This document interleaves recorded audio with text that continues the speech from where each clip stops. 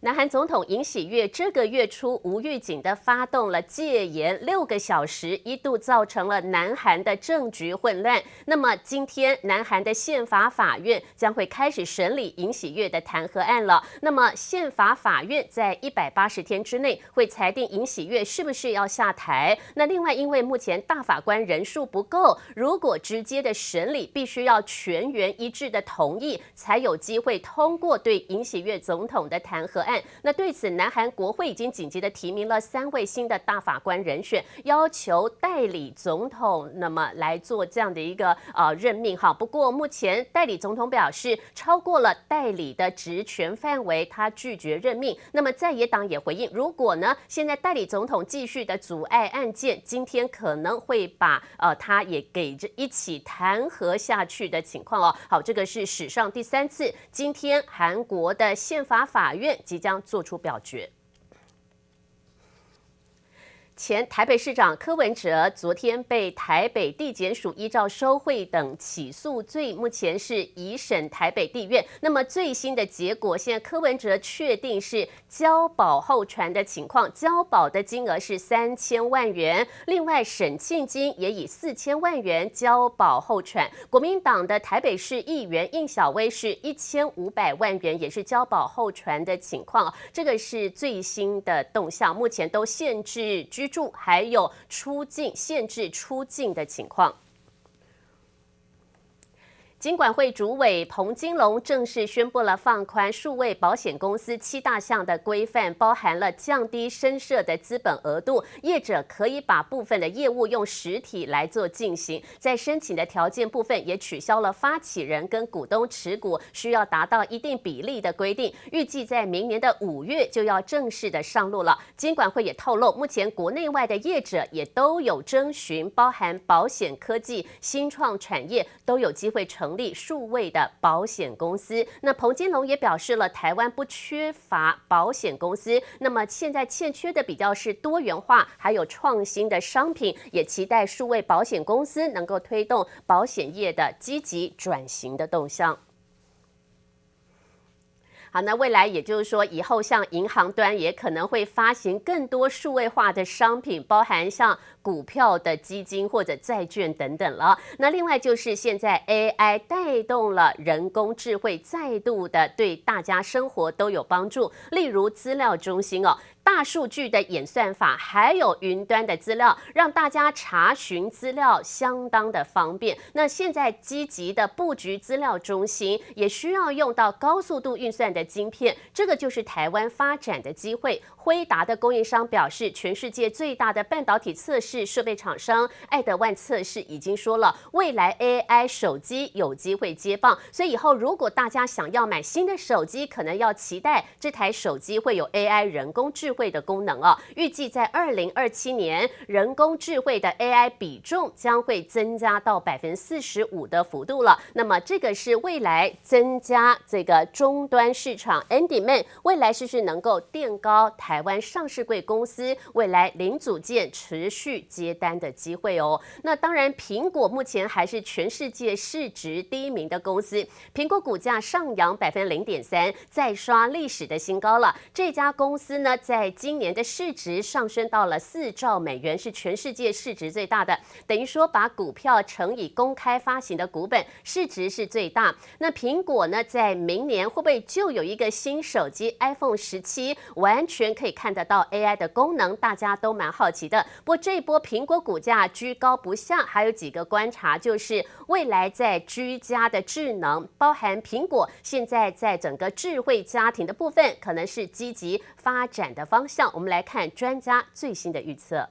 Even for a brand as iconic as Apple, Apple shares closing at a new high as its market cap closes in on $4 trillion. a new milestone looms that would once again smash expectations of what's possible. 苹果股价连续2天创下新高，距离成为全球也是史上第一个市值达到4兆美元的上市公司，只差临门一脚。Today, Apple became the first U.S. public company valued at $1 trillion. 其实苹果市值达到1兆，不过是6年前的事情，现在则领先第2名的辉达半兆美元。元。苹果今年端出备受关注的 AI iPhone， 表现差强人意，但已重振投资人信心。现在传出2025年苹果将再次尝试进军智能家居，有望再辟新裁员。According to research from IDC back in September, they said they're expecting over 930 million smart home appliances to be sold next year. That would represent more than 4% growth of what's expected this year. And Apple is expected to play a big part in that, according to some recent Bloomberg reports. 报道指出，苹果将以可以控制家电等的智能家居中心为首，推出智能监视器，和 Google 与 Amazon 旗下的类似产品竞争，也将推出能以人脸辨识开门的智能家居门铃设备等。But the point of the smart home platform is to work with appliances from all manufacturers, not just within Apple's own ecosystem. And Apple, by the way, has been laying the groundwork for that ahead of this new smart home push. Back in 2022, it partnered with Google, Amazon, and a couple other big tech companies to work on something called Matter. That's a common standard all these smart gadgets are going to use to talk to each other. 分析师认为，在2025年内，投资人的关注焦点仍然会摆在新款 iPhone 有没有办法带来超级换机潮，以及智能家居为储存监视影像能否推动 iCloud 订阅，以求顺利将股价突破$300。记者魏章、陈怡贞综合报道。苹果现在传闻在中国可能会2择1，是不是找字节跳动或者腾讯作为抢攻中国市场的 AI 人工智慧的合作伙伴？传闻中国的字节跳动定了明年的资本支出要增加1倍，达到7200亿的美元哦，7200亿的台币了。那未来如果真的字节跳动愿意扩充资金，在中国架设 AI 的相关基础，那么台湾也是会跟着一起拿到订单，例如好像是英业达、成名店这些原本就是苹果的合作伙伴，或者是中国的合作订单还会持续的上升。另外，外资对于伟创的调高目标，主要是看到了台湾、墨西哥跟越南都有持续伺服器跟产品的动能哦。那么再加上美国云端大厂的需求，伺服器的订单增温，所以目前花旗、高盛、野村都调高了对于伟创的目标。不过花旗则是把目标定在165元的价格，高盛维持152元的价位。那当然，大客户很多，包含辉达在 GB200 持续的贡献营收的比重哦。今年主要还是 Hopper H 系列贡献辉达的营收比重，可是本季开始 GB200 陆续增加了营收的贡献，明年比重还会拉大。那现在 GB200 或者未来的 GB300 都需要更大的电力支援，因此最近 BBU 的部分电池的备用元件股票就出现了掌声响起，例如像昨天 AES-KY 再度的拉到涨停板了，那么带动了像顺达、新胜利等个股昨天股价也百花齐放。法人的最新研究有赚钱的，例如像台达电跟光宝科的部分，都还是会继续成为一大的赢家。我们来看一下 BBU 的部分。昨天AES 的部分拉到涨停板1180元，冲上2年半的新高。不过 AES 昨天呢，主要是融资站在买方，增加了200多张。那另外就是6558的性能高，昨天股价也是大涨的，是法人买融资把股票卖出的动向。顺达昨天法人跟融资同步的站在买方。那顺达在今年前3季的获利，主要有一些业外卖不动产增加的业外收入了。另外，新胜利昨天虽然法人跟融资站在卖方，但是股价是上扬的。嘉百玉昨天法人卖，可是融资是增加，带动股价也有上扬的情形哦。这个是 BBU 电源备用元件的部分。昨天健康轮动到了电源备用元件，那么在机器人，因为前一阵子上涨之后，昨天稍微的震荡整理，但是大盘昨天台积电相对的稳定，台股则是个股轮动小涨的情况。那镜头伙伴大立光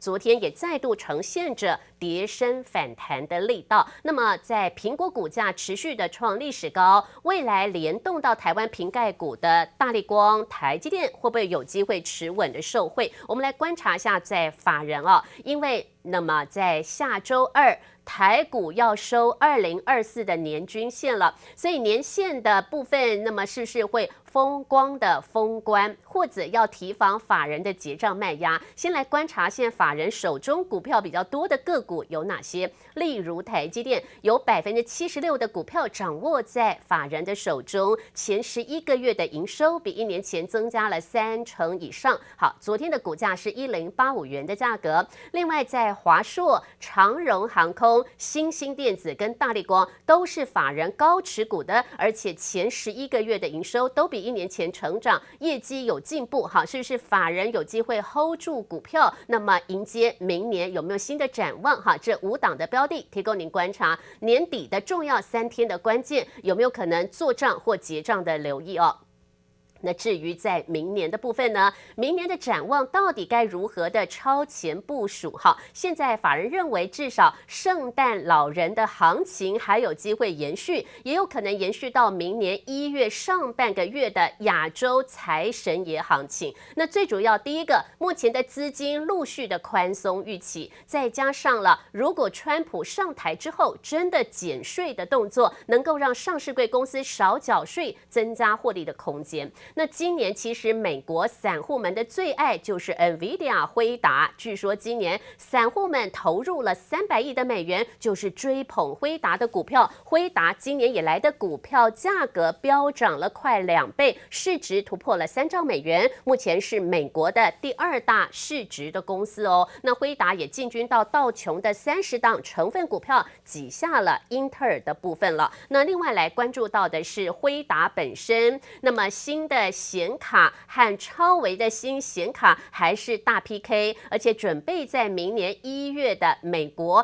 拉斯维加斯的消费电子大展即将要积极的亮相了。那辉达在游戏的显卡现在再度的升级，甚至为电脑用的 PC 用的电竞游戏，现在也推出了低功耗甚至蓄电力更强的一个部分哈。那么现在新显卡大战就是带动台湾 BBU最近的题材出现了健康轮动的现象。好，那我们来看一下，在消费电子展什么时候登场呢？1月7号到1月10号，每一年都有重要的消费电子大展。我们非凡也特派记者到美国跟大家传来最新的动向哦。主要的题材包含机器人、自动驾驶车也是个亮点。世界行动通讯大会在欧洲西班牙的 MWC 预计在3月初要登场哦，包含低轨卫星手机。另外，辉达的 GTC 大会预计3月17到3月21号要登场。黄仁勋有没有可能搬出最新的这个所谓晶片的设计？哈，记得吗？今年的3月，他为大家介绍了这个封装的最新技术哈 ，Grace 还有包含 Harper 的组合。那台北的国际电脑展5月20号即将要登场了。好，这个都是在明年上半年重要的产业活动。好，那但是呢，大预言怎么预测呢？私募基金阿波罗首席的经济学家认为，明年还是要提防12个风险。如果以发生几率来说，关税大战是最容易发生的几率，高达90%的幅度。会不会川普真的一上台之后，对中国跟欧洲都苛征关税？那么甚至对加拿大、墨西哥也课征关税。那第2个哦，可能有90%几率是什么？是辉达。辉达今年是全世界电子股的超人。明年如果它获利没有达到预期，或者涨多的震荡，都还是要提防会不会有结账或者是失望的卖压。这个很多的动向，甚至阿波罗还预测，明年如果川普上台，关税大战，物价变贵，可能通膨的压力，搞不好明年美国没有积极的降息，会不会有升息的动作，值得来做留意哦。那最近美国股市表现还不错，云端大厂会不会持续的增加资本支出？那尽管最近微软曾经表示了，晶片没有再供不应求，晶片应该可以顺利的拿到手，大家有点担心，难道像辉达订的订单有没有 overbooking， 有没有重复下单的疑虑？但是专家认为，除了微软之外，包含脸书，还有像亚马逊跟谷歌，未来持续的订单还有机会在明年看到。听看看华尔街的最新预测。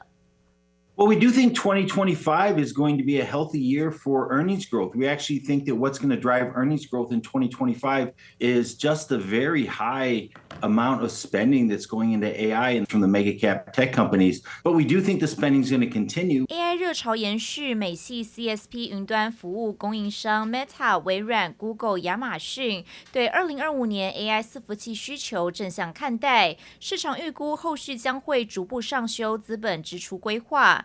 AI 晶片巨头辉达也预计在明年3月 GTC 大会揭露下世代 GB300 AI 伺服器产品线。近期台湾供应链启动，进入 GB300 研发设计阶段。AI server 应该还是会维持2位数的成长。那不论是 GB200 还是 GB300， 对台湾供应链都会带来非常大的商机。除了 AI server 的组装，还有跟那个最近非常热门的 BBU， 因为过去BBU 是选配，现在变成是标准配备，所以BBU 应该是未来也会值得期待。随着 AI 伺服器电源瓦数攀高，电池备源电力模组 BBU 不仅规格向上提升，使用数量也跟着增加。外资出具报告 ，GB200 伺服器将 BBU 从选配变成标配 ，GB300 也将导入 BBU。26号 BBU 族群股价续强 ，AESKY 拉出第2根涨停，股价冲上1180元。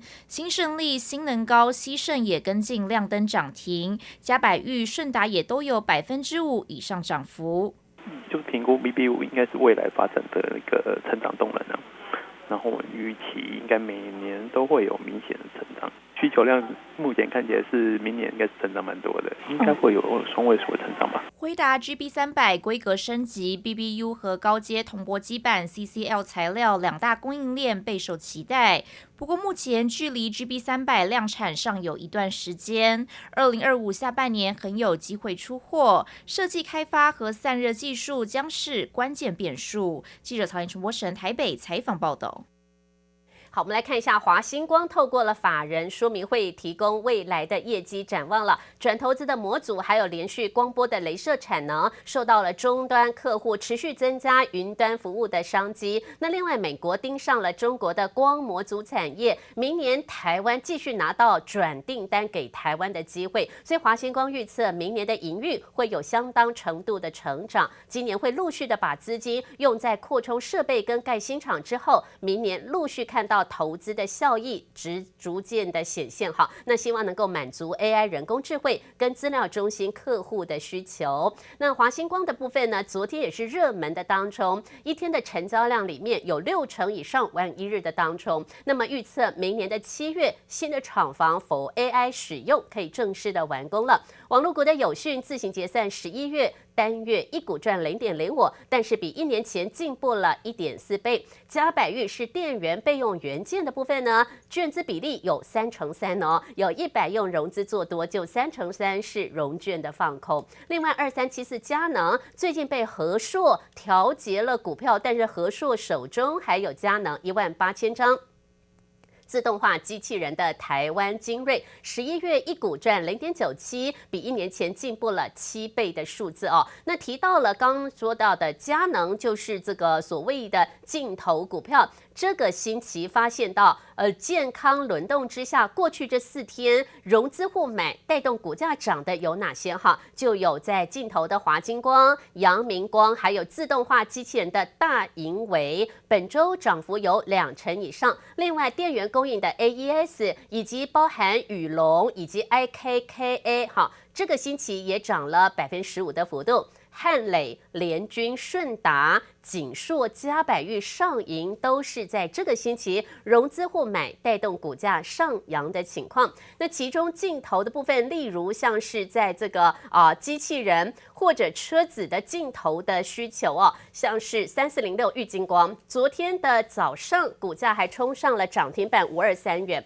大立光昨天也大涨，一方面手机的镜头需求增加，另外机器人的眼镜也需要用到镜头，所以最近呢，亚光、华晶光股价垫高，那亚光在高档，昨天佳能的部分则是爆量震荡的情况。